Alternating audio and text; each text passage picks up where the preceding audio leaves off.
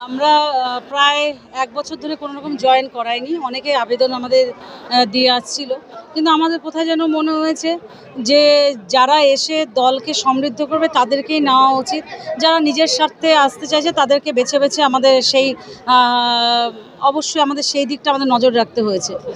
তো ধূপগুড়ি নির্বাচনের পরদিন থেকেই আমাদের কাছে আবেদন আসতে শুরু করে। থেকে টিএমসিতে যোগদান দিচ্ছি। আমি দীর্ঘদিন ধরে ২ নম্বর মণ্ডলে জিএস ছিলাম, তারপরে ভাইস প্রেসিডেন্ট ছিলাম।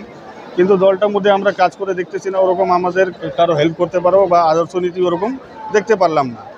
লাস্টে আমরা সবাই মিলে ডিসিশন করলাম ২ নম্বর মণ্ডল বেশিরভাগ ৪ থেকে ৯ নম্বর ওয়ার্ড আমাদের শিলিগুড়ি অঞ্চলে আমি দেখতেছিলাম ভাইস প্রেসিডেন্ট হিসাবে। তখন দেখলাম আমরা ওরকম কিছু বিজেপি পার্টি করে আমরা কারো হেল্প করতে পারবো না। দিদি যে প্রকল্পগুলো আছে যোগদান করছি ৮-৯ নম্বর ওয়ার্ডে ভাইস প্রেসিডেন্ট। আমরা যোগদান করছি কি দিদি যা কাজ করতেছে গরিবদের জন্য, ওই কাজটা আমরা আগাতে চাই।